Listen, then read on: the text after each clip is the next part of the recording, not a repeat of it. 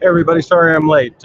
We've got some bandwidth issues here with 160,000 people at CES. But it's Tim Moore. I'm back. It's day one, Tuesday, January 6th, and I'm here at the Sands.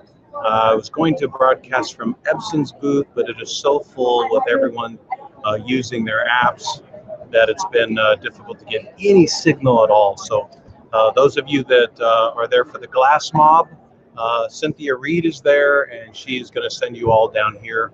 Hopefully we can get a chance to meet after that. But let's go on. Today was a very exciting day. The doors opened and crowds are everywhere. I'm here at the Tech West area right now, but I spent most of the morning over at Tech East. And it's obvious that over at Tech East, there's a lot more activity. You've got the big players over there. We spent quite a bit of time with Intel, and we'll be sharing some of the photos. But some of the things that they're doing with Oculus, some of the development things that they're doing with people who are using Oculus is pretty amazing. And the RealSense technology, at least the taste that they're giving us of it over there, and what that has to do with wearables is just tantalizing. Of course, as we made our way through the RealSense area, we got a chance to get to see some of the wearables like Mika, the discreet luxury band. That thing is beautiful. And I guess January 15th is the date they gave us for its release. So we've got 9 days before it's really available. But happy anniversary, honey. So then we made our way down to Qualcomm, and they were showing us some things with Vuforia.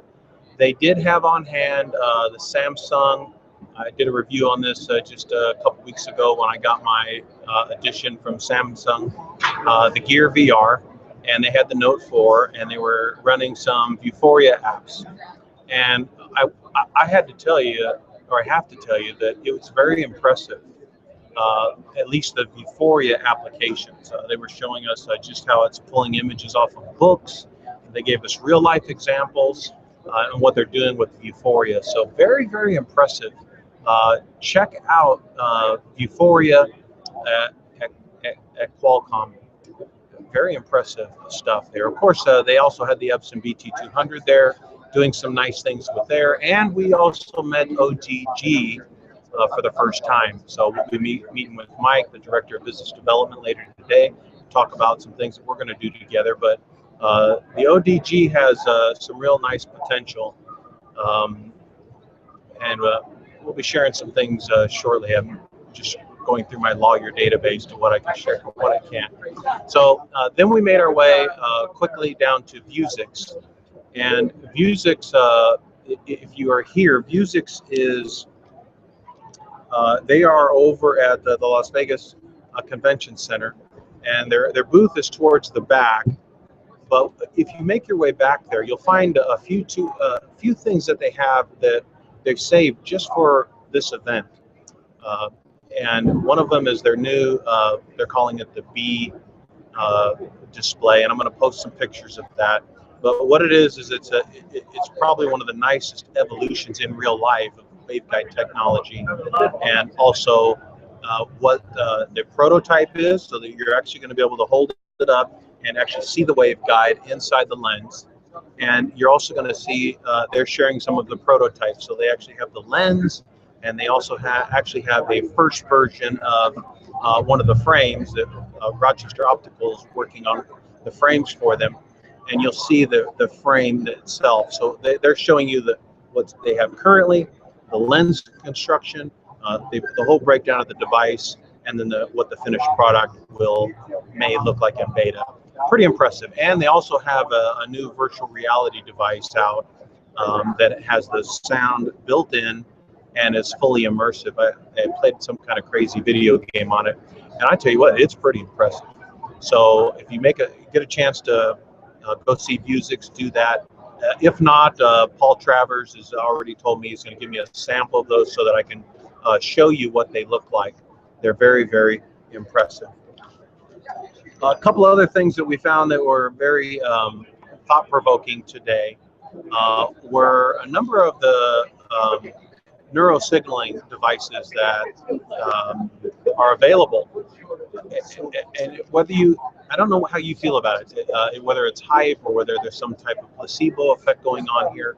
But I will tell you, there is a lot of that back at the sands here. There's a lot of that here where the neuroscience and the cognitive effect that different stimuli can have to the brain can affect your wellness. Even we saw I'll post the actual smart glasses here in the thread, but a smart eyewear that actually is using color along with sound to affect your mood. And we know that colors and sound do affect your mood. But this particular eyewear was being used by a meditation fellow. And it's probably a clue it may not work. But at any rate, it's pretty interesting. And he said that he tried it for 2 days. It did work. He was here at the Apps Nation, and he got a set. So we'll see how that goes. Now, back to Epson here at Tech West.